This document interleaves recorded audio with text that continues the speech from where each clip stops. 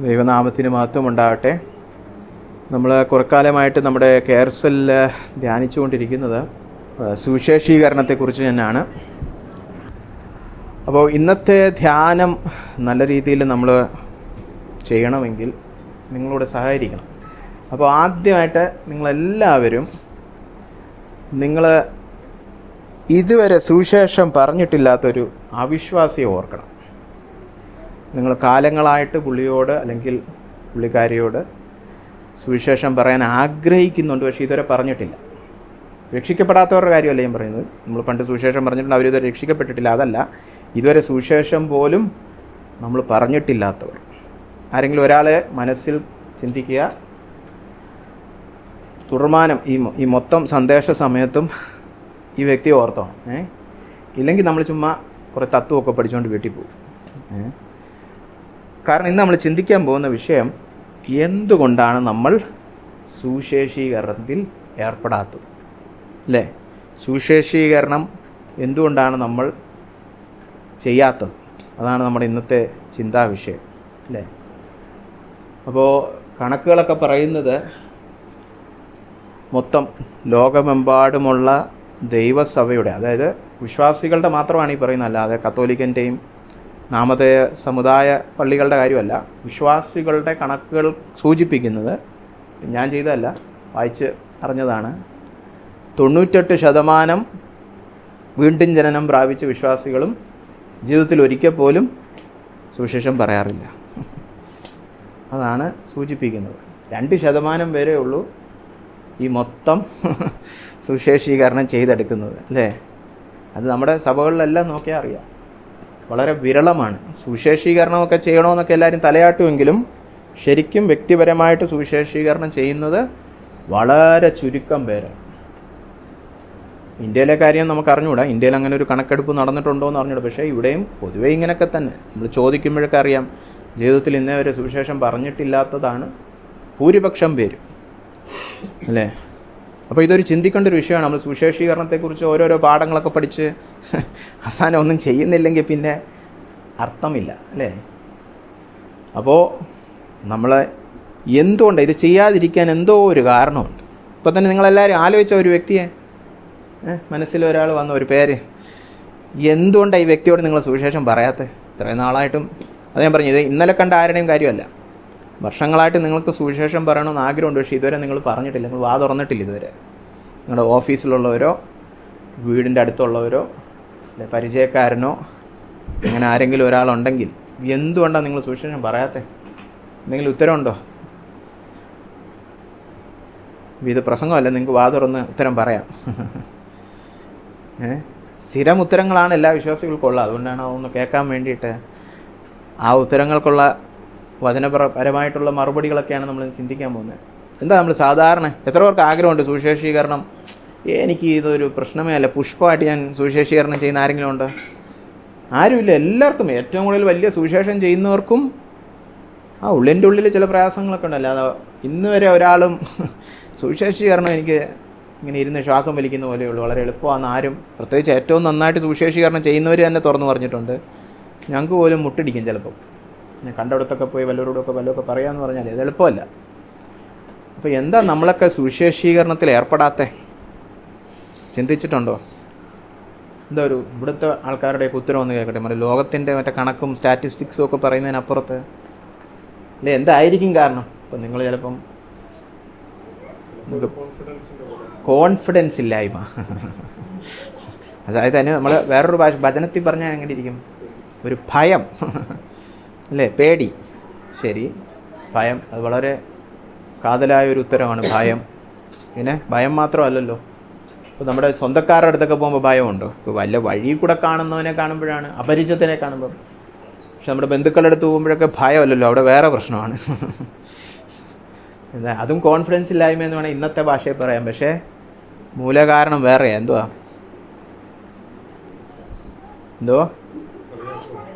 കളിയാക്കുക. അതെ, ലജ്ജ. അവർ നമ്മളെ പിടിച്ച് അപമാനിക്കും, നമ്മളിപ്പോൾ ഓഫീസിൽ പറയുകയാണ് ഞാനൊരു യേശുവിൻ്റെ ആളാന്ന് പറഞ്ഞാൽ ചിലപ്പം നമുക്കൊരു ഇരട്ടപ്പേരൊക്കെ വീണമെന്നിരിക്കും. പിന്നെ അവർ പാട്ട് പാടാൻ തുടങ്ങും, പള്ളിയിൽ അച്ഛനെ വിളിക്കും, പെന്തക്കോസ് എന്ന് വിളിക്കും, അല്ലേ? അപ്പോൾ അങ്ങനെ നമ്മളെ മാറ്റി നിർത്തപ്പെടും എന്നുള്ളൊരു പേടി കാരണം എന്നാൽ പിന്നെ ഞാൻ എല്ലാവരുടെയും കൂടെ ചേർന്നങ്ങ് പോവാം, അല്ലേ? ഇങ്ങനെ നിരവധി കാരണങ്ങളുണ്ട്. അല്ലാതെ ഇത് ഞാൻ പറഞ്ഞില്ലേ, മൊത്തം സഭയിൽ ഇത് അല്ല. നമ്മുടെ വിചാരം നമുക്ക് മാത്രമേ ഉള്ളൂ ഈ പ്രശ്നം, ബാക്കി എല്ലാവർക്കും സുവിശേഷം പറയാൻ ഒരു പ്രശ്നവും ഇല്ല. ഇതെൻ്റെ വ്യക്തിപരമായ എന്തോ പ്രശ്നം. ഇത് വ്യക്തിപരമായ പ്രശ്നം മാത്രമല്ല, അത് കാണാം. പക്ഷേ ഇത് മൊത്തം സഭയ്ക്കകത്ത് വളർന്നു പന്തലിക്കുന്നൊരു പ്രശ്നമായതുകൊണ്ട് തന്നെ ഇത് പൊതുവായ ഒരു പ്രശ്നമാണ്. ഇതിന് മൂലകാരണം വെറും നമ്മുടെ വ്യക്തിപരമായ ചിലർ പറയും ഞാൻ ഒരു ഇൻട്രോവേർട്ടാണ്, ഞാനൊരു അന്തർമുഖനാണ്, എനിക്കങ്ങനെ സംസാരിക്കാനൊന്നും അങ്ങനെ ഏതെങ്കിലും ഒരു വ്യക്തിയുടെ ഒരു കുഴപ്പം കൊണ്ടല്ല ഇത് നടക്കുന്നത്. ഇത് പൊതുവായിട്ട് എല്ലാവരെയും ബാധിക്കുന്ന ഒരു വിഷയമാണ്. അപ്പോൾ അവിടെ എന്താ പറയുക, അടിസ്ഥാനപരമായിട്ട് പ്രശ്നങ്ങൾ വേറെയാണ്. അപ്പോൾ ഈ പറഞ്ഞ പോലെ ലജ്ജയും ഭയവുമാണ് ഏറ്റവും ആളുകൾ ഇതിൻ്റെയൊക്കെ ഓരോ പഠനങ്ങളൊക്കെ നടത്തിയിട്ടുള്ളതിൽ, സ്റ്റാറ്റിസ്റ്റിക്സ് ഒക്കെ നടത്തിയതിൽ ഏറ്റവും കൂടുതൽ ആളുകൾ പറയുന്നത് തന്നെ ഭയം. വാ തുറക്കാൻ ഭയം.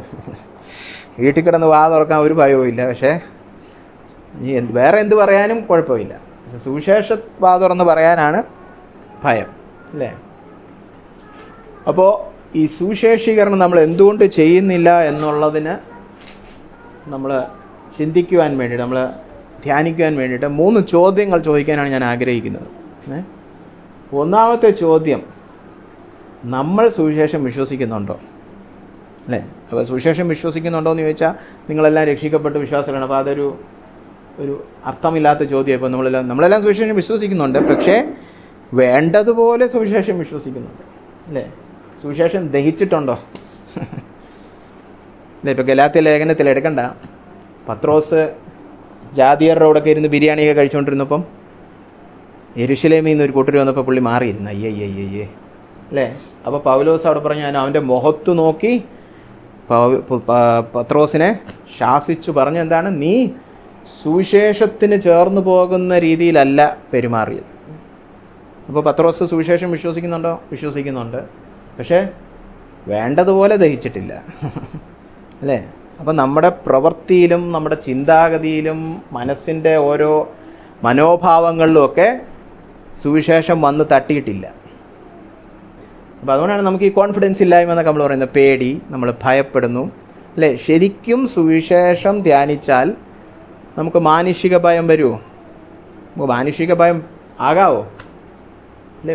ഒരു വാക്യം വായിക്കാം, ഗലാത്യ ലേഖനം. നമ്മളിന്ന് ഒരുപാട് വേദഭാഗം എടുത്ത് പഠിക്കുന്ന ഒരു മെസ്സേജ് അല്ല ഇത്, ചെറിയൊരു പ്രബോധനം എന്ന രീതിയിലാണ്. ഗലാത്യർ 1-ാം അധ്യായത്തിൽ 10-ാം വാക്യം ഒന്ന് ശ്രദ്ധിച്ചേ. 1:10, ഇപ്പോൾ ഞാൻ മനുഷ്യരെയോ ദൈവത്തെയോ സന്തോഷിപ്പിക്കുന്നത് അല്ല, ഞാൻ മനുഷ്യരെ പ്രസാദിപ്പിപ്പാൻ നോക്കുന്നുവോ?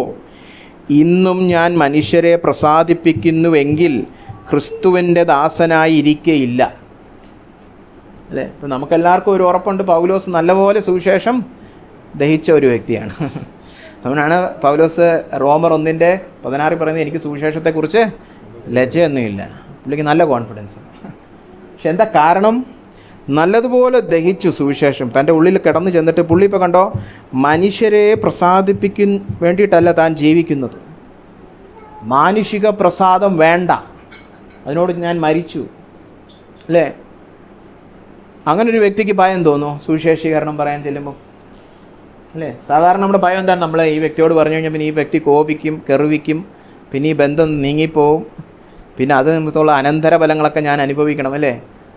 തത്വത്തിൽ നമ്മളെന്താ പറയുന്നത്? അവനെ പ്രസാദിപ്പിക്കാനുള്ളതുകൊണ്ട് ദൈവമേ സ്ഥലം വിട്ടോ, ഞാൻ പറയത്തില്ല കേട്ടോ, അല്ലേ? നമുക്ക് അവർ നമ്മളെക്കുറിച്ച് എന്താ ചിന്തിക്കുന്നതെന്നുള്ളതാണ് ദൈവം നമ്മളെക്കുറിച്ച് എന്ത് ചിന്തിക്കുന്നതിനേക്കാളും വലുത്.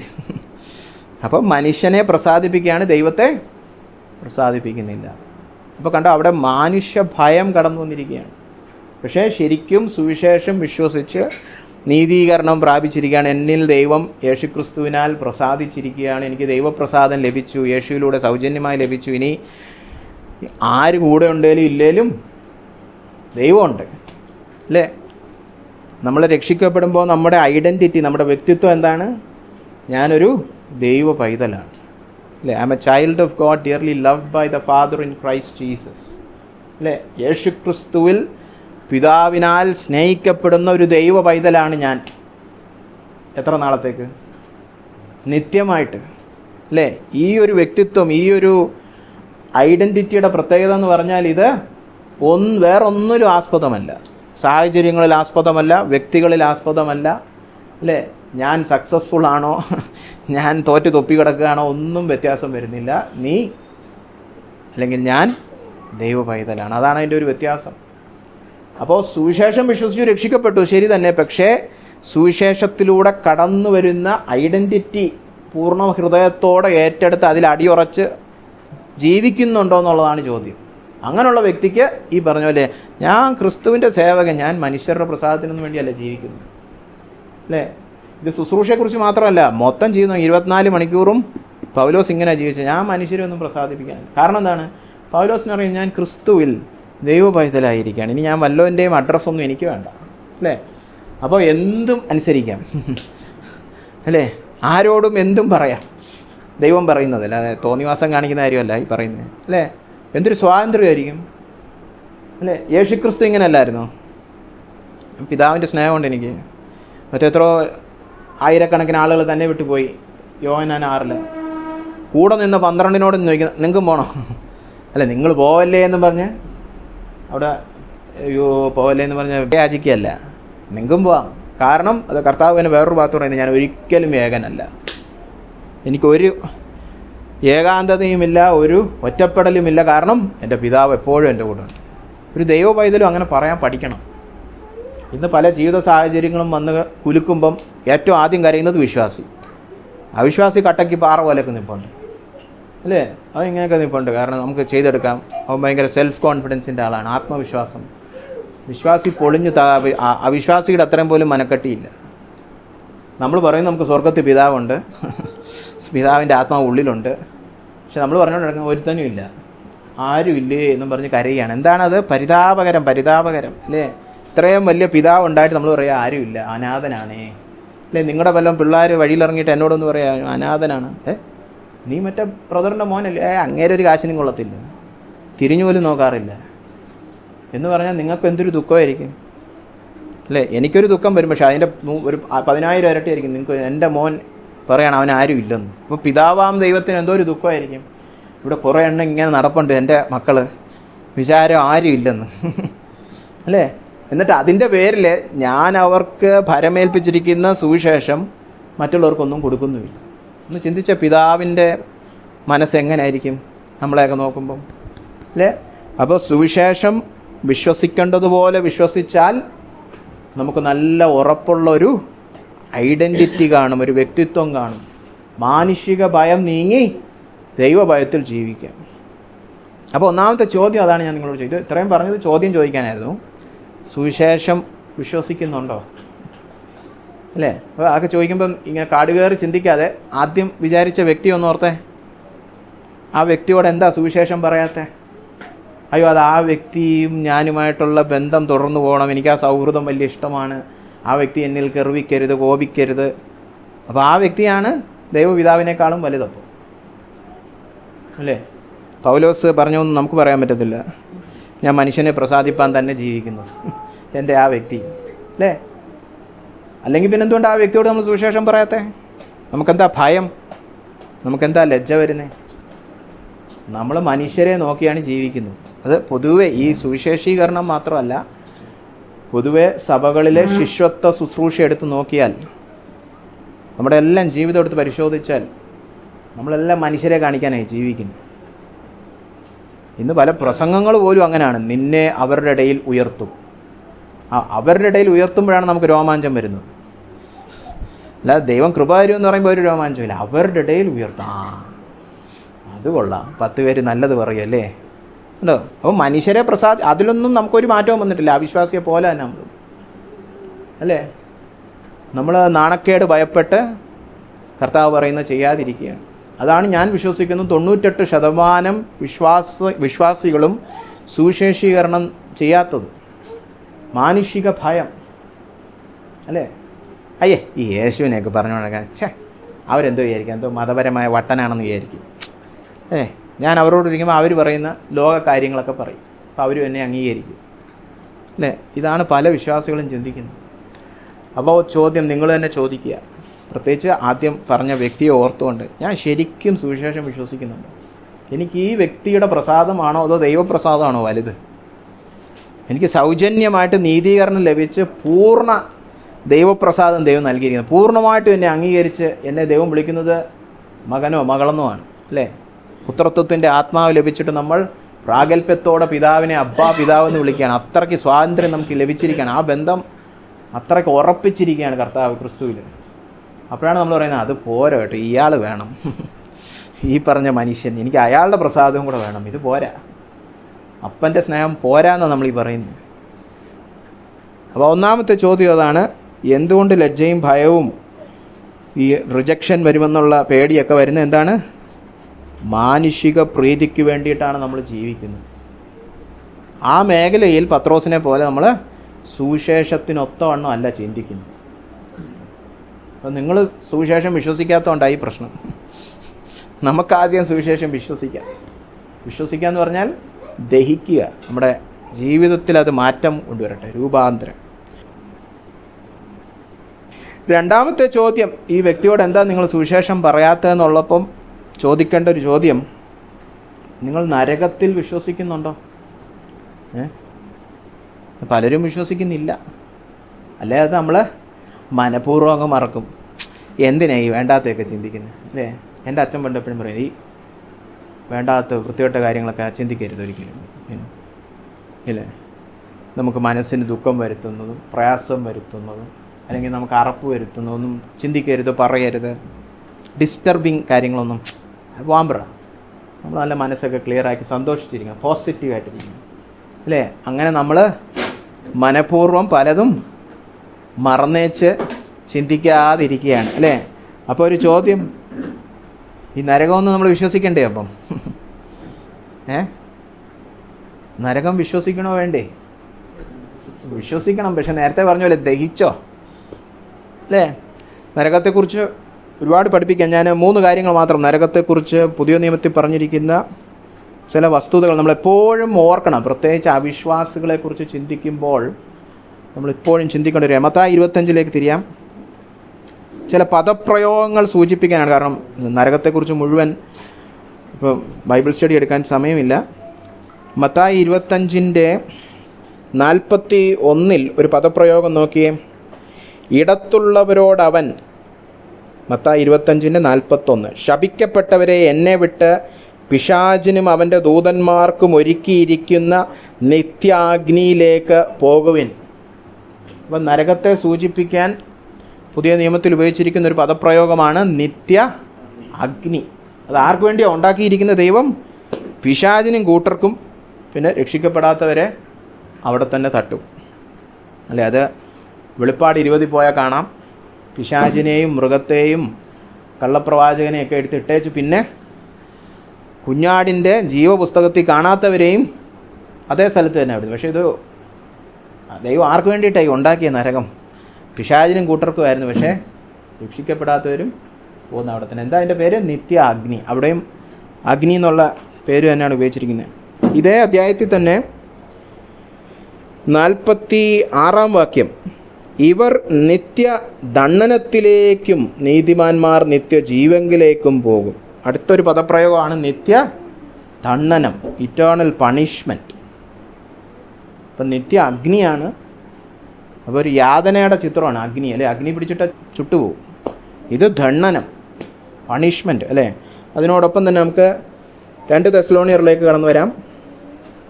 2 തെസ്സലോണിയറിൻ്റെ 1-ാം അധ്യായത്തിൻ്റെ 10-ാം വാക്യം, കർത്താവ് തിരിച്ച് മടങ്ങി വരുമ്പോൾ സുവിശേഷം അനുസരിക്കാത്തവർ കർത്താവിൻ്റെ സന്നിധാനവും അവൻ്റെ വല്ലഭത്വത്തോടു കൂടിയ മഹത്വവും വിട്ടകന്ന് നിത്യനാശമെന്ന ശിക്ഷാവിധി അനുഭവിക്കും. ഇപ്പോൾ കണ്ടോ, നിത്യ അഗ്നിയാണ്, നിത്യദണ്ഡനമാണ്. ഇവിടെ പറഞ്ഞിരിക്കുകയാണ് നിത്യ നാശമാണ്. കർത്താവിൻ്റെ സന്നിധിയിൽ നിന്ന് വേർതിരിച്ച് അവരെ പുറത്താക്കി നിത്യനാശത്തിലേക്ക് അവർ പോകും. അപ്പോൾ ഇതൊക്കെ നമ്മൾ വിശ്വസിക്കുന്നുണ്ട്.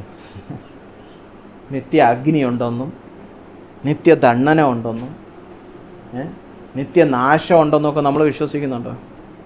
അതോ അതൊക്കെ കെട്ടുകഥയാണോ അല്ലേ? വിശ്വസിക്കുന്നുണ്ടോയെന്ന് പറഞ്ഞാൽ തലയാട്ടുന്നതിനെ കുറിച്ചല്ല, ഉള്ളിൻ്റെ ഉള്ളിൽ അത് ബോധ്യമായി മാറിയോ?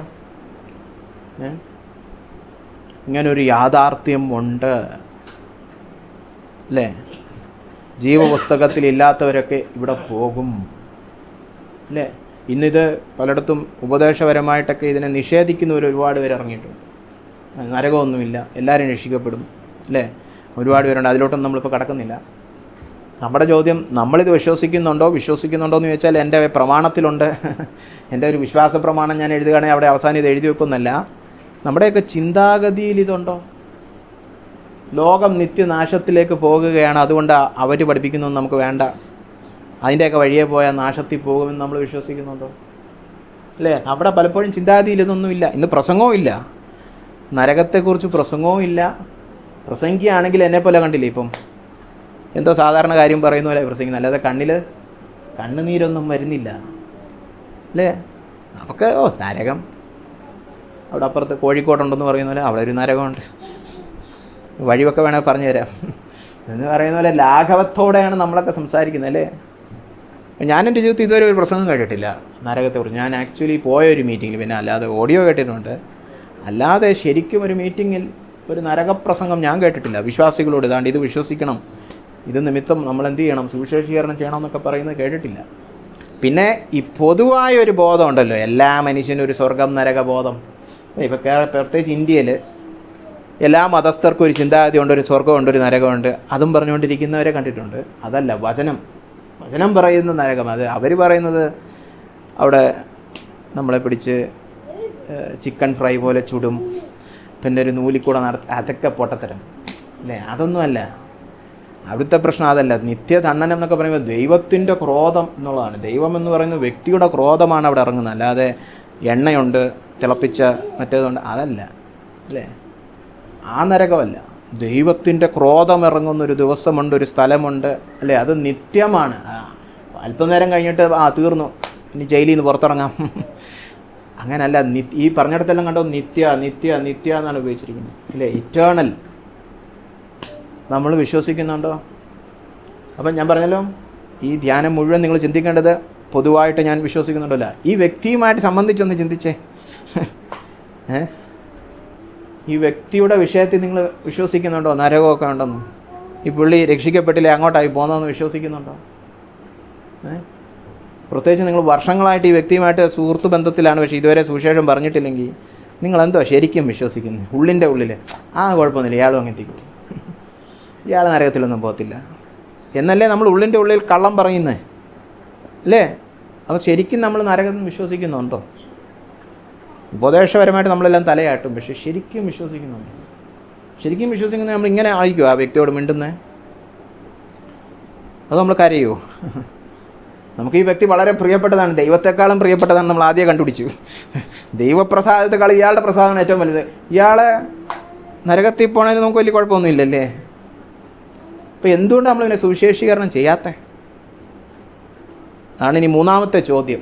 ഒന്നാമത്തെ ചോദ്യം, സുവിശേഷം വിശ്വസിക്കുന്നുണ്ടോ ശരിക്കും അല്ലേ? മനുഷ്യപ്രീതിയെക്കാളും ദൈവപ്രസാദം സൗജന്യമായി എനിക്ക് സുവിശേഷത്തിലൂടെ ലഭിച്ചതുകൊണ്ട് മാനുഷിക ഭയത്തിന് ഇനി ഒരു സ്ഥാനവുമില്ല, ഏത് വ്യക്തിയോടും എനിക്ക് ഭയമില്ലാതെ ലജ്ജയില്ലാതെ സുവിശേഷം പറയാൻ കഴിയുമെന്നുള്ള വിധത്തിൽ സുവിശേഷം വിശ്വസിച്ചിട്ടുണ്ടോ?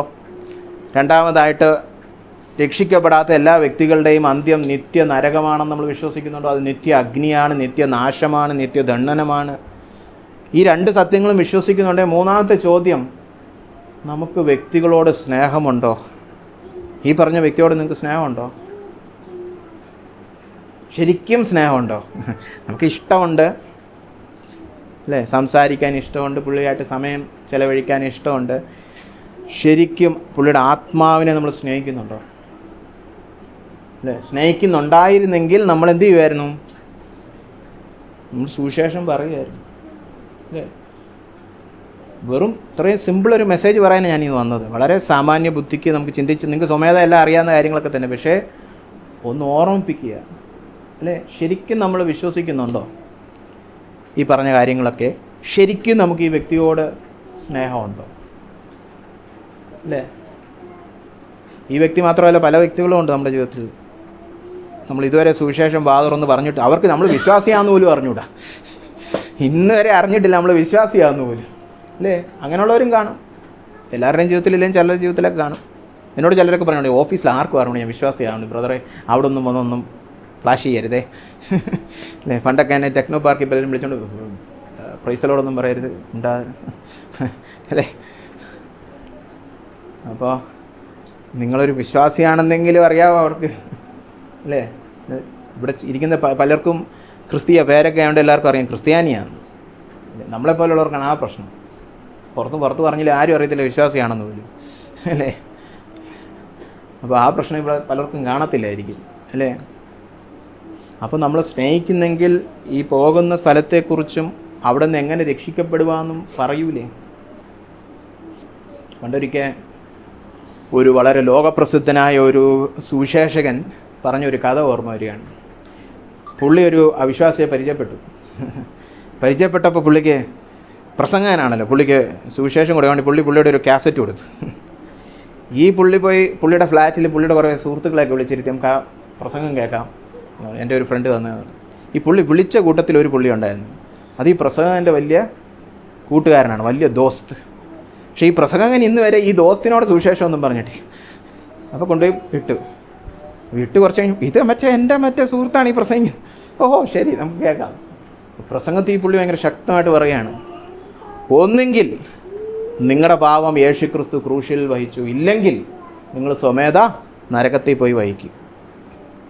അപ്പം നിങ്ങൾ യേശുക്രിസ്തുവിൽ വിശ്വസിച്ചില്ലേ നിങ്ങൾക്കൊരു പാപക്ഷമയും ഇല്ല, നിങ്ങൾ നരകത്തിൽ പോയി നിങ്ങളുടെ പാപത്തിൻ്റെ എല്ലാം മറുവിലയായ ശിക്ഷാവിധി സഹിക്കേണ്ടി വരും. നിങ്ങളെ തുറപ്പിച്ച് പ്രസംഗിക്കുകയാണ്. ഇത്രയും പ്രസംഗിച്ച് കഴിഞ്ഞപ്പോൾ ഈ മറ്റേ ജിഗ്രി ദോസ്ത് ഉണ്ടല്ലോ, പുള്ളി പറഞ്ഞു ഇപ്പം എനിക്ക് മനസ്സിലായി അവൻ എൻ്റെ കൂട്ടുകാരനൊന്നും അല്ല. കാരണം അവൻ ഇന്ന് വരെ എന്നോട് ഇത് പറഞ്ഞിട്ടില്ല. ഇതാണ് അവൻ വിശ്വസിക്കുന്നതെങ്കിൽ അവൻ എന്നോട് ഒരു പ്രാവശ്യമെങ്കിലും പറയണ്ടേ ഞാൻ നരകത്തിൽ പോകാമെന്ന്. അവൻ ഇതുവരെ പറഞ്ഞിട്ടില്ല എന്നോട്, മനസ്സിലായില്ലേ. അപ്പോൾ ഈ പ്രസംഗകൻ ഈ കഥ പറഞ്ഞിട്ട് പറയുകയാണ്, ഇതിപ്പോൾ ഞാൻ അറിഞ്ഞു. കാരണം പിന്നീട് ഞാൻ ടേപ്പ് കാസറ്റ് കൊടുത്തവൻ എന്നെ വിളിച്ച് പറഞ്ഞു നിങ്ങളുടെ വേറൊരു ഫ്രണ്ട് ഇവിടെ വന്ന് എല്ലാം കേട്ടേച്ച് പോയി, അങ്ങേരെ ഒന്ന് വിളിച്ച് സുവിശേഷം പറയണം. ആരാണ് ഈ പറയുന്നത്? അവിശ്വാസി പറയണം നിങ്ങളൊരു സുവിശേഷം അങ്ങേരോടൊന്ന് പറഞ്ഞേക്കണേന്ന്. നിങ്ങൾ ഇത്രയും നാളും പറയാറുന്നത് അങ്ങേര് ഇന്ന് ഞാൻ വഴി കേട്ടു. അപ്പോൾ ഈ പ്രസംഗകൻ ഇത് പറയുന്നത് ഇതിപ്പോൾ ഞാൻ അറിഞ്ഞു. അവസാന അന്തിമ ന്യായ ദിവസത്തിൽ കുറേ പേര് നരകത്തിൽ പോകാൻ നിൽക്കുമ്പം അന്ന് എത്ര പേര് പറയും, എടി നീ എൻ്റെ കൂടെ ഉണ്ടായിരുന്നല്ലോടെ, നീ എന്താ എന്നും പറയാത്തേ? അന്ന് എത്ര പേര് കാണും? അന്ന് ആരും കാണരുത്. അതാണ് പ്രസംഗം അവസാനം പറഞ്ഞു നിർത്തിയത്. അന്ന് ആരും കാണരുത്. എടി നീ എൻ്റെ കൂടെ നടന്നിട്ട് ഒരു വാക്ക് പറഞ്ഞില്ലല്ലോ. അങ്ങനെ ആരെങ്കിലും കാണുമോ നമ്മുടെ ജീവിതത്തിൽ? ഒരു ലിസ്റ്റ് എഴുതി വെക്കണം. അതിനകത്ത് ഒരുത്തൻ്റെയും പേര് കാണാത്ത വിധം വെട്ടിക്കളയാൻ പറ്റും. ഒരുത്തനും പറയാൻ പറ്റില്ല. പൗലോസൊക്കെ അങ്ങനെയാണ്. ചില സ്ഥലത്തു നിന്നൊക്കെ സഭായോഗം കഴിഞ്ഞാൽ ശുശ്രൂഷ കഴിഞ്ഞിട്ട് എഫീഷ്യരോട് വിട പറയുമ്പോൾ അപ്പോസ്തല പ്രവൃത്തി 20 പറയുന്നു, ഇവിടെ നിങ്ങൾ ആരുടെയും രക്തം എൻ്റെ കയ്യിലില്ല. ഇനി നിങ്ങളിനി നരകത്തിൽ പോയാൽ എൻ്റെ കുഴപ്പമല്ല. നിങ്ങൾ ആരുടെയും രക്തം എൻ്റെ കയ്യില്ല. കാരണം ഞാൻ പരസ്യമായിട്ടും വീടാന്തരമായിട്ടും കയറി ഇറങ്ങി ദൈവത്തിൻ്റെ മുഴുവാലോചനയും അറിയിച്ചിട്ടാണ് ഇനി പോകുന്നത്. ഇനി എനിക്കൊന്നും ഞാൻ പറയാത്തതുകൊണ്ടാണ് നിങ്ങൾ രക്ഷിക്കപ്പെടാത്തതെന്ന് ആർക്കും പറയാൻ പറ്റത്തില്ല. നമ്മുടെ ഈ പറഞ്ഞ ഫ്രണ്ട്സ് ലിസ്റ്റൊക്കെ എടുത്താൽ നമുക്കങ്ങനെ പറയാൻ പറ്റുമോ? നിൻ്റെ ഒന്നും രക്തം എൻ്റെ കയ്യിലല്ലെന്ന്. ഇനി ഫ്രണ്ട്സൊക്കെ വിടാം. ആദ്യം ആലോചിച്ച വ്യക്തി ഒന്ന് ആലോചിച്ചേ അല്ലേ. പുള്ളി അന്തിമ ന്യായ ദിവസത്തിൽ താണ്ട് ഇവൻ ഒന്നും പറയാത്തതുകൊണ്ടാണ് കർത്താവ് നിനക്ക് വേറെ വല്ല കൊള്ളാവുന്നതിൻ്റെയും കൊടുത്തുവിടായിരുന്നു സുവിശേഷം. താണ്ട് ഇവ ഒരു വായും തുറന്നില്ല. എൻ്റെ അടുത്തിരുന്ന് സിനിമാ കഥയും ലോകക്കാര്യവും എത്രയൊക്കെ കോമഡികളൊക്കെ പറഞ്ഞു എന്നും രാത്രി വാട്സാപ്പിൽ മീമും അയച്ച് ട്രോളും അയച്ച് നമ്മൾ എത്ര ചിരിച്ചു. ഇവന് ഒരു പ്രാവശ്യം പോലും യേശുന്ന് പോലും ഒന്ന് തുമ്മിയിട്ട് പോലും ഇല്ല എന്ന് നമ്മളെക്കുറിച്ച് ആരെങ്കിലും പറയൂ? അപ്പം പറയുമ്പോൾ നമ്മൾ മനസ്സിലാക്കേണ്ടത് നമുക്ക് ആ ആത്മാക്കളോടൊന്നും ശരിയായ സ്നേഹമില്ല. നമുക്ക് കൂട്ടുകാർ വേണം, സൗഹൃദം വേണം, വേറെ പലതും വേണം, ബന്ധുക്കൾ വേണം, ചാർച്ചക്കാർ വേണം. ആത്മാക്കളോട് സ്നേഹമുണ്ടെങ്കിൽ നമ്മൾ എന്ത് ചെയ്യും? സുവിശേഷം പറയും അല്ലേ. അപ്പോൾ ഈ 3 ചോദ്യങ്ങൾ ഒന്നുകൂടെ ചിന്തിച്ചേ. ഇത് നിങ്ങളെ ചിന്തിപ്പിക്കാനാണ് ഞാൻ കടന്നു വന്നത്. ശരിക്കും വിശ്വസിക്കേണ്ട രീതിയിൽ സുവിശേഷം വിശ്വസിച്ചിട്ടുണ്ടോ? മാനുഷിക ഭയമുണ്ടോ? അല്ലേ, പലപ്പോഴും നമുക്ക് മുട്ടിടിക്കാറാണ് ചെയ്യുന്നത്. സുവിശേഷം പറയാനൊരു മടി അല്ലേ, ഭയം. ഒന്നെങ്കിൽ ഈ വ്യക്തി കോപിക്കും, കെറിവിക്കും, നമ്മുടെ സൗഹൃദം ഒലയും, ഇല്ലെങ്കിൽ വേറെ പേടിയുണ്ട്. നമ്മളിപ്പോൾ അഴൂറിലൊക്കെ പേടിയെന്ന് പറഞ്ഞാൽ ചിലപ്പോൾ അടിപിടിയൊക്കെ ഉണ്ടാവും അല്ലേ, പീഡ വരും. പീഡയെ നമ്മൾ ഭയപ്പെടുന്നത് എന്താണ്? മനുഷ്യനെയാണ് പേടി നമുക്ക്. മനുഷ്യൻ എന്ത് ചെയ്യുമെന്നാണ് പേടി. അതുകൊണ്ട് കർത്താവ് പറഞ്ഞു മനുഷ്യരെന്ത് ചെയ്യുമെന്ന് നിങ്ങൾ ഭയപ്പെടരുത്. മത്തായി 10 പറഞ്ഞിരിക്കുന്നത് അല്ലേ.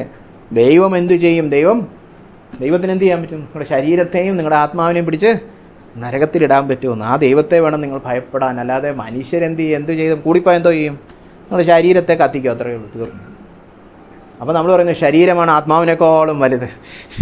ഞാൻ നരകത്തിൽ പോയാലും കുഴപ്പമില്ല, എനിക്ക് ശരീരമാണ് വലുത്. അതാണ് ഈ കുഴപ്പം. നമ്മൾക്ക് ഇപ്പോൾ ഈ പറഞ്ഞു വരുന്നതിൻ്റെ അർത്ഥം മനസ്സിലാക്കുന്നത് അടിസ്ഥാനപരമായ ആത്മീയത ഇല്ലായ്മയാണ് പലപ്പോഴും സുവിശേഷീകരണം നടക്കാത്തത്. സുവിശേഷീകരണം ചെയ്യണമെങ്കിൽ നല്ല ആത്മീയരാകണം. നമ്മൾ തന്നെ നമ്മുടെ ചുറ്റുമൊക്കെ നോക്കിയാൽ നല്ലപോലെ സുവിശേഷം ചെയ്യുന്നവർ അവർക്ക് തലയ്ക്കോളമായോണ്ടല്ല, ഒരു ശരിക്കും സുവിശേഷം വിശ്വസിച്ച് ശരിക്കും യേശുവുമായിട്ട് അടുത്ത് നടക്കുന്നവരായിരിക്കും. അല്ലാത്തവർക്ക് സുവിശേഷീകരണം പ്രസംഗമൊക്കെ ആർക്കും ചെയ്യാം. രാവിലെ പാപം ചെയ്തിട്ടും വന്ന് വൈകുന്നേരം പ്രസംഗിക്കാം. സുവിശേഷീകരണം ചെയ്യണമെങ്കിൽ ശരിക്കും ക്രിസ്തുവിൽ അടിസ്ഥാനമിട്ട നല്ല ഉറച്ച ഒരു വിശ്വാസിയാണ്. അപ്പോൾ നമ്മളൊക്കെ എന്തുകൊണ്ടാണ് സുവിശേഷീകരണം ചെയ്യാത്ത? സുവിശേഷം വേണ്ട വിധത്തിൽ വിശ്വസിച്ചിട്ടില്ല. വചനത്തിൽ പറഞ്ഞിരിക്കുന്ന വസ്തുതകൾ നരകം പോലുള്ളത് വിശ്വസിച്ചിട്ടില്ല. പിന്നെ ഹൃദയത്തിൽ നല്ല കാഠിന്യമുണ്ട്, വ്യക്തികളോട് ശരിയായ സ്നേഹമൊന്നുമില്ല. ഇതെല്ലാം സൂചിപ്പിക്കുന്നത് എന്താണ്? ആത്മീയത ഇല്ലായ്മ. നമ്മൾ ക്രിസ്തുവിൽ ആത്മീയമായിട്ട് ആരോഗ്യമുള്ളവരെ ആയാലേ സുവിശേഷീകരണം നടക്കത്തുള്ളൂ. അതുകൊണ്ടാണ് 98% പേരും സുവിശേഷീകരണമൊന്നും ചെയ്യുന്നില്ല. ഇന്ത്യയിലെ കാര്യം ഒന്ന് നോക്കിയേ. ഇന്ത്യയിൽ എത്ര പേരാ നരകത്തിൽ പോകുന്നത് ഒരു ദിവസം? നമ്മളൊന്ന് ചിന്തിച്ച് കണക്ക് കൂട്ടിയിട്ടുണ്ടോ? ഇപ്പോൾ ഏതോ ഒരു വെബ്സൈറ്റ് ഉണ്ട്, ഞാൻ പറഞ്ഞു, ഈ മോർട്ടാലിറ്റി റേറ്റ് കാണിക്കുന്ന ഒരു ക്ലോക്ക്, ഈ പോപ്പുലേഷൻ ക്ലോക്ക് പോലെ തന്നെ ഉണ്ട്. അവിടെ ഇങ്ങനെ പോയാൽ മതി ഓരോ സെക്കൻഡിലും എത്ര പേരാ ഇങ്ങനെ മരിക്കുന്നതെന്നുള്ളത്. അതിൽ നമുക്ക് ഇന്ത്യയൊക്കെ സെലക്ട് ചെയ്യാം. അപ്പം റിപ്പോർട്ട് ചെയ്യുന്ന മരണമാണിത്. അപ്പോൾ ഓരോ സെക്കൻഡിലും ഇങ്ങനെ 2, 3, 4, 5 ഇങ്ങനെ പോവുകയാണ് അല്ലേ? ഇപ്പോൾ ഞാൻ ഈ പ്രസംഗിച്ച് ഈ സെൻറ്റൻസ് അവസാനിപ്പിച്ചപ്പോൾ തന്നെ ഒരു 3-4 പേര് മരിച്ചു, ഇന്ത്യ മൊത്തം. കാരണം ഇന്ത്യയിൽ എത്ര പേരുണ്ട്? ഇത്രയും പേരുണ്ട്. 130 കോടി എന്നൊക്കെ പറഞ്ഞു കഴിഞ്ഞാൽ എല്ലാ സെക്കൻഡിലും ഒരാളെങ്കിലും കുറഞ്ഞ പക്ഷം മരിക്കുന്നുണ്ട്. ആ വ്യക്തി വിശ്വാസിയായിരിക്കുമോ? നമ്മുടെ ഇനി ശരാശരി കണക്കെടുക്കുക, എത്ര വിശ്വാസികളുണ്ട് ഇന്ത്യയിൽ? നമ്മുടെ ഒഫീഷ്യൽ കണക്കനുസരിച്ച് 2% ഉള്ളൂ ക്രിസ്ത്യാനി അല്ലേ? അതേതാണ് ആ ക്രിസ്ത്യാനി? അത് വെറും നാമധേയരും എല്ലാം വരും അതിനകത്ത്, കത്തോലിക്കനും ഒക്കെ വരും. രക്ഷിക്കപ്പെട്ടവർ അതിൽ നിന്നും ചെറുതാണ്. അപ്പോൾ ഈ ഓരോ സെക്കൻഡും കുറഞ്ഞ പക്ഷം ഒരാളെങ്കിലും മരിക്കുകയാണെങ്കിൽ എത്ര ശതമാനം പേരാ അതിൽ രക്ഷിക്കപ്പെട്ടവർ? ബഹുഭൂരിപക്ഷം, അതായത് 90% മേളിലായിരിക്കും, 97 ആയിരിക്കും മരിക്കുന്നവരെല്ലാം രക്ഷിക്കപ്പെടാത്തവരാണ്. അപ്പോൾ എത്ര പേര് നരകത്തിൽ പോകുന്നുണ്ട് നമ്മുടെ രാജ്യത്തിൽ ഓരോ സെക്കൻഡും അല്ലേ? ഒരു ദിവസം. ഇത് ചിന്തിച്ചാൽ നമുക്ക് പിന്നെ ഉറങ്ങാനൊന്നും പറ്റത്തില്ല. അതുകൊണ്ട് കൂടുതൽ പറയുന്നില്ല. ശരിക്കും ഇത് ചിന്തിച്ചാൽ തീർന്നു നമ്മൾ.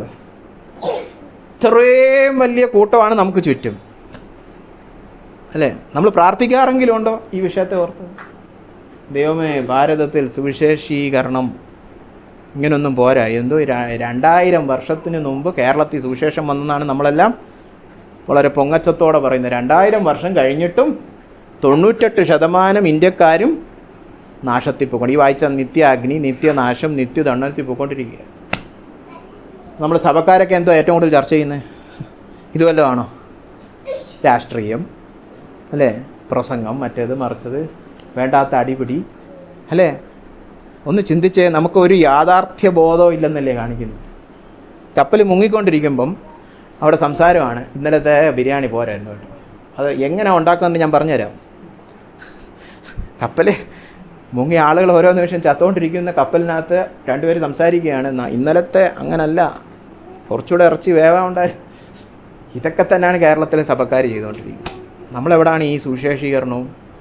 ഇവിടെ പിന്നെ നരകമൊന്നും ഇല്ലെന്നാണ് പറയുന്നത്, കപ്പൽ മുങ്ങുന്നില്ല അല്ലേ? ഒരു യാഥാർത്ഥ്യ ബോധവും ഇല്ല, ഒരു സ്നേഹവും ഇല്ല. സ്നേഹമൊക്കെ വറ്റിയിട്ട് വർഷങ്ങളായി അല്ലേ? സ്നേഹം ഉണ്ടായിരുന്നെങ്കിൽ നമ്മളിങ്ങനെ ആയിരിക്കുമോ? നമ്മൾ സുവിശേഷീകരണത്തിൽ ഇനിയും എരിവുള്ളവരായിരിക്കും. അപ്പം ഞാൻ അടക്കമുള്ള എല്ലാവരെയും കുറിച്ചായി പറയുന്നു അല്ലേ? നമുക്ക് പ്രാർത്ഥിക്കാം. ആ അവസാനം വീണ്ടും നിങ്ങൾ ആദ്യം മനസ്സിൽ കണ്ട വ്യക്തിയോട് ഈ ആഴ്ചയെങ്കിലും സുവിശേഷം പറയുമോ? ഇനിയെങ്കിലും സുവിശേഷം പറയും. അടുത്ത കേരളത്തിൽ വരുമ്പോഴും അയ്യോ മറന്നുപോയി. ഈ 3 ചോദ്യങ്ങളും നിങ്ങൾ തന്നെ ചോദിക്കുക. വ്യക്തിപരമായി നിങ്ങളെ തന്നെ ഒന്ന് കൗൺസിൽ ചെയ്യുക. എന്താ ഞാൻ പറയാത്ത, എനിക്കെന്തോ പ്രശ്നം? അത് അയാളോട് പറഞ്ഞു, എനിക്ക് അത് വചനപ്രകാരം അതിനുള്ള മറുപടികൾ കണ്ടുപിടിച്ച് നിങ്ങളോട് തന്നെ ഒന്ന് പ്രസംഗിക്കണം. അങ്ങനെയൊന്നും ആ വ്യക്തിയുടെ പ്രസാദമൊന്നും തപ്പിപ്പോകേണ്ട ആവശ്യമൊന്നുമില്ല. പിന്നെ രണ്ടാമത് ആ വ്യക്തി എങ്ങോട്ടായി പോകുന്നത് അല്ലേ? മൂന്നാമതായിട്ട് ദൈവസന്നിധിയിൽ ആ വ്യക്തി പറയരുത് എൻ്റെ രക്തം ദാണ്ട് അവൻ്റെ കയ്യിലാണ്. ആരുടെയും രക്തം നമ്മുടെ കയ്യിലായിരിക്കരുത് അല്ലേ? നിങ്ങളും രക്ഷിക്കപ്പെടണം, നിങ്ങൾ നിമിത്തം ആരും രക്ഷിക്കപ്പെടാതിരിക്കാൻ കാരണമാവരുത്. എല്ലാവരോടും നമ്മൾ, അതാണ് പൗലോസ് റോമറിന് ആദ്യം പറയുന്നത്, എല്ലാവരോടും സുവിശേഷം പറയാൻ ഞാൻ കടക്കാരനായിരിക്കുന്നു, എനിക്കൊരു ബാധ്യത ഉണ്ടെന്നായി പറഞ്ഞിരിക്കുന്നത് അല്ലേ? നിങ്ങൾക്ക് എത്ര പേർക്ക് കടക്കാരനായിരിക്കാൻ ആഗ്രഹമുണ്ട്? കടത്തി ജീവിക്കുന്ന ഒരു സുഖം വേറെ ഇല്ല എന്നാരെങ്കിലും പറയൂ? കടം തുടങ്ങിയ അന്ന് തൊട്ട് ടെൻഷനാണ്, ഇത് എന്ന് തീരും അല്ലേ? അതും രണ്ട് തരത്തിലുള്ള കടമുണ്ട്. ഇപ്പോൾ ഞാനൊരു പ്രയാസത്തിൽ കൂടെ ഞാൻ ഈ സഹോദരനിൽ നിന്ന് കുറച്ച് കാശ് വാങ്ങിച്ചാൽ കടം. നമ്മൾ പലപ്പോഴും അതാണ് ചിന്തിക്കുന്നത്. പൗലോസ് വേറൊരു രീതിയിലാണ് കടം ഉദ്ദേശിച്ചിരിക്കുന്നത്. ഇപ്പോൾ എന്നോട് ഈ സഹോദരൻ പറയാണ്, ഇതാണ്ടേ ആ സഹോദരൻ ഈ പൈസ കൊടുത്തേക്കണേ, ഇതാ ഞാൻ നിൻ്റെ കയ്യിൽ തന്നിരിക്കുകയാണ് അല്ലേ? അപ്പോൾ ഇനി ആ ബ്രദറിന് ഞാൻ കൊടുക്കുന്നത് വരെയും ടെൻഷനാണ്. അയ്യോ ഇതൊക്കെ എടുത്ത് കൊടുക്കണം, പുള്ളി തന്നതാണ്. അതാണ് പൗലോസ് ഉദ്ദേശിക്കുന്നത്. കർത്താവിന് യവനന്മാരോടും യഹൂദന്മാരോടും ഒരു സന്ദേശം കൊടുക്കണം. പൗലോസേ ഈ സന്ദേശം പിടിച്ചോ, കൊടു. ഭരമേൽപ്പിക്കപ്പെട്ട ഒരു സന്ദേശം. ഇത് കൊടുക്കുന്നത് വരെയും ഞാൻ കടക്കാരനാണ് അല്ലേ? ഇനി കൊടുത്തു തീരുന്നത് വരെ ആ കടം തീരുന്നില്ല. അപ്പോൾ വിശ്വസ്തത കാണിക്കണം അവിടെ. അപ്പോൾ ഈ സുവിശേഷം നമ്മുടെ സുവിശേഷമല്ല, നമുക്ക് തോന്നുമ്പോൾ പ്രസംഗിക്കാനും പറഞ്ഞില്ലെങ്കിലും കുഴപ്പമില്ല. ഇത് വേറൊരു വ്യക്തി, ദൈവം നമുക്ക് കടമായിട്ട് തന്നിരിക്കുകയാണ്, ഭരമേൽപ്പിച്ച്. ഇത് കൊടുക്കുന്നത് വരെ നമ്മൾ കടക്കാരാണ്. നമുക്കൊരു ആ ഒരു ബോധ്യമുണ്ടോ? കടം അല്ലേ? 130 കോടിയല്ലേ? അതിലെ 98% കണക്കൊക്കെ അറിയാവുന്നൊരു കൂട്ടിക്കോ, ഇത്രയും പേരോടും നമ്മൾ കടക്കാരാണ്. വലിയ ബാധ്യതയാണിത്. നമ്മളിപ്പോൾ ഒരാൾ വിചാരിച്ചത് നടക്കത്തില്ല. മൊത്തം ദൈവസഭയ്ക്കുള്ള കടമാണിത്. അതിൽ നമ്മുടെ പങ്ക് നമ്മൾ വഹിക്കണം. അങ്ങനെ എല്ലാവരും വഹിച്ചാലേ ഇത് നടക്കത്തുള്ളൂ അല്ലേ? നമുക്കൊരു നിമിഷം പ്രാർത്ഥിക്കാം. ഈ കേട്ട വചനത്തോട് പ്രതികരിച്ചാട്ടെ. നിങ്ങളുടെ ഹൃദയം ശോധന ചെയ്യാനാണ് ഇന്ന് വചനധ്യാനത്തിൽ വളരെ ചുരുക്കം ചില വചനങ്ങൾ എടുത്ത് നമ്മൾ വളരെ ലളിതമായൊരു സന്ദേശമാണ്. പക്ഷേ ഇത് ഹൃദയം ശോധന ചെയ്യുവാൻ വേണ്ടിയിട്ടാണ് നമ്മൾ കേട്ടത്. ഞാൻ ശരിക്കും വാഗൊണ്ടും ബുദ്ധി കൊണ്ടും പറയുന്ന സുവിശേഷം ഹൃദയം കൊണ്ട് വിശ്വസിക്കുന്നുണ്ടോ? എൻ്റെ ചിന്താഗതികൾ, എൻ്റെ മനോഭാവം, ഞാൻ വ്യക്തികളോട് സമീപിക്കുന്ന രീതി, അവരിൽ നിന്ന് പ്രതീക്ഷിക്കുന്നത്, അവിടെ എല്ലാം സുവിശേഷം സ്പർശിക്കേണ്ട രീതിയിൽ സ്പർശിച്ചിട്ടുണ്ടോ? എൻ്റെ ഹൃദയത്തിൽ വിഗ്രഹങ്ങളായി വ്യക്തികൾ മാറിയിട്ടുണ്ടോ? അവരെ പ്രസാദിപ്പിക്കുവാനും അവരെ പേടിച്ചും ഞാൻ ദൈവം എനിക്ക് ഭരമേൽപ്പിച്ചിരിക്കുന്ന ഉത്തരവാദിത്തം നിറവേറ്റാതെ ഇരിക്കുന്നുണ്ടോ? നമുക്കത് കർത്താവിൻ്റെ സന്നിധിയിൽ ഏറ്റുപറഞ്ഞ് അനുദപിക്കാം. അതേ കർത്താവേ, ആ കുഴപ്പങ്ങളൊക്കെ എൻ്റെ ഹൃദയത്തിലുണ്ട്, എനിക്ക് കൃപ തരണം. അങ്ങയുടെ സ്നേഹം മതിയായ സ്നേഹമാണ്. ഒരു മനുഷ്യൻ്റെയും അപ്രീതിയെ ഭയപ്പെടാതെ അങ്ങയുടെ സ്നേഹത്തിൽ മാത്രം ആശ്രയിച്ച് എനിക്ക് ജീവിക്കുവാൻ കഴിയും. ആരുടെയും അപ്രീതി ഒരു പേടി സ്വപ്നമായി കാണാതെ സകലരോടും സുവിശേഷം പറയാനുള്ള പ്രാഗൽഭ്യം പകർന്നു തരണമേ എന്ന് നമുക്ക് പ്രാർത്ഥിക്കാം. ആര് എതിരായാലും, ആര് സുവിശേഷം സ്വീകരിച്ചില്ലേലും, ആര് ഞാൻ പറയുന്നത് കേട്ടാലും കേട്ടില്ലേലും, ഞാൻ എന്നും പിതാവിനാൽ സ്നേഹിക്കപ്പെടുന്ന ക്രിസ്തുവിലെ ഒരു ദൈവ പൈതലാണെന്നുള്ള പ്രാഗൽഭ്യം നമ്മുടെ എല്ലാവരുടെയും ഹൃദയത്തിൽ ആഴമായി കടന്നു വരട്ടെ. അതുനിമിത്തം ദൈവവചനത്തിൻ്റെ അനുസരണത്തിൽ നമ്മളെ പിന്തിരിപ്പിക്കുന്ന എല്ലാ മാനുഷിക ഭയവും നീങ്ങിപ്പോട്ടെ.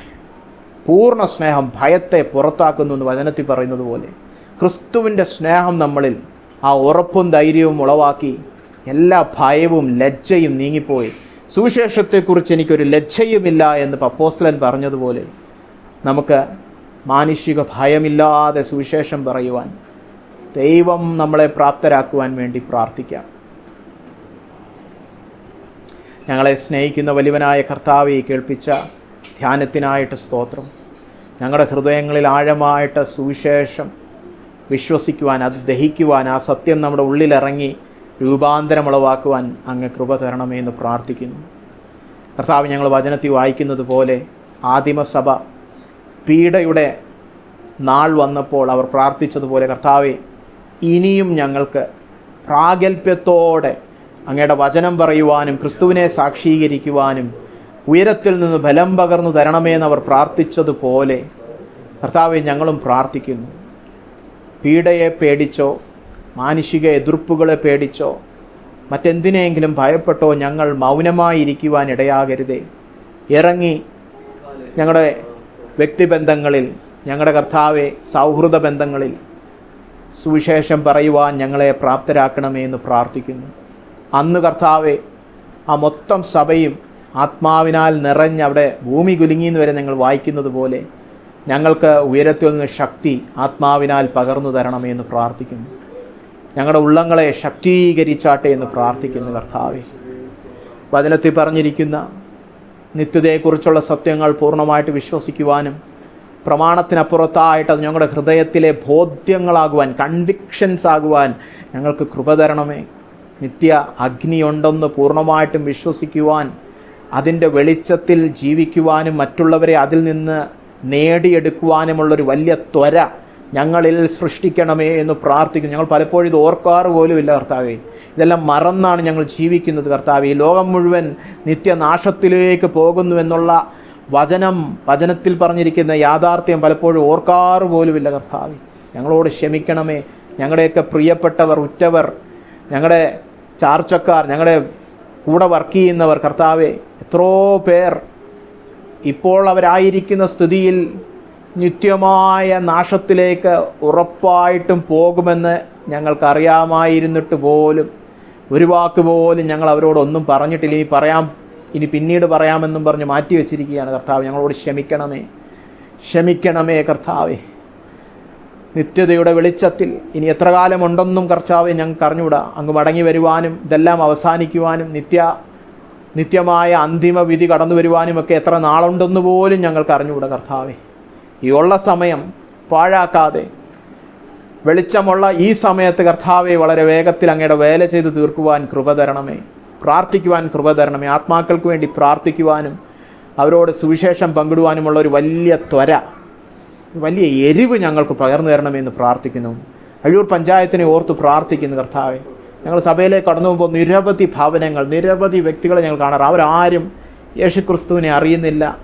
അവരാരും കർത്താവെ അങ്ങയുടെ ജനമായിട്ടില്ല. കർത്താവെ, ഞങ്ങൾക്ക് ഹൃദയഭാരം പകർന്നു തരണമേ. ആ ദേശത്തിന് വേണ്ടി കരഞ്ഞു പ്രാർത്ഥിക്കുവാൻ, അവിടുന്ന് കർത്താവെ നിത്യ അഗ്നി പോകുന്നവരുടെ എണ്ണം ഞങ്ങൾ നിമിത്തം കുറയുവാനിടയാകണമേ എന്ന് പ്രാർത്ഥിക്കുന്നു കർത്താവെ. ഞങ്ങൾ ഓരോരുത്തരെയും അതിനുവേണ്ടി ഉപയോഗിക്കണമേ കർത്താവെ. ഞങ്ങളെല്ലാവരും അവരോടെല്ലാം സുവിശേഷം പറയുവാൻ കടക്കാരാണെന്നുള്ള ആ ബാധ്യത ഞങ്ങളുടെ ഹൃദയങ്ങളിൽ ഒരു ബോധ്യമായും പരിണമിക്കണമേ എന്ന് പ്രാർത്ഥിക്കുന്നു കർത്താവെ. ഞങ്ങളുടെ കുടുംബത്തിലുള്ളവർ, ഞങ്ങളുടെ ബന്ധുക്കൾ കർത്താവെ, എത്രയോ പേർ രക്ഷിക്കപ്പെടാത്തവരുണ്ട്. ഞങ്ങളുടെ അയൽപ്പക്കത്തുള്ളവർ കർത്താവെ, കൃപ തരണമേ. ഞങ്ങൾക്ക് അറിഞ്ഞുകൂടാ അവരോട് എങ്ങനെ സുവിശേഷം പറയണമെന്ന്. ഞങ്ങളെ ബലപ്പെടുത്തണമേ, ഞങ്ങളെ സഹായിക്കണമേ.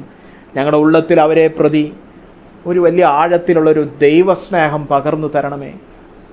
ഞങ്ങൾ ഇന്ത്യ രാജ്യത്തിനായിട്ടും പ്രാർത്ഥിക്കുന്നു കർത്താവെ.